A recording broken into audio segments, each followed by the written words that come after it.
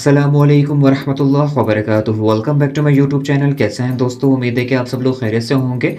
आज मैं आप लोगों से दूध सोडा की एक बहुत ही आसान और कमर्शियल रेसिपी शेयर करूंगा जो आसानी से आप घर में बना सकते हैं और इफ्तार के लिए तो बहुत ही ज़बरदस्त रेसिपी है। आइए शुरू करते हैं। बिस्मिल्लाहिर्रहमानिर्रहीम। मैंने इसके लिए आधा किलो के दरमियान दूध ले लिया है और दूध को मैंने अच्छी तरह से बॉयल कर लिया और हस्बे ज़रूरत चीनी ऐड कर ली है। उसके बाद मैंने इसको फ्रिज में रख लिया है आधे घंटे के लिए, ताकि अच्छी तरह से फुल यख ठंडा हो जाए।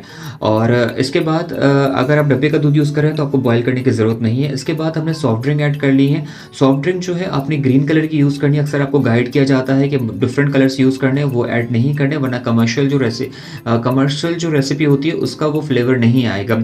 इसके बाद जो है आधा चम्मच हमने ग्रीन सिरम ऐड कर लिया। ग्रीन सिरम से जो है आपका फ्लेवर मज़ीद इन्हेंस हो जाएगा और इसका कलर भी बहुत ज़बरदस्त आएगा।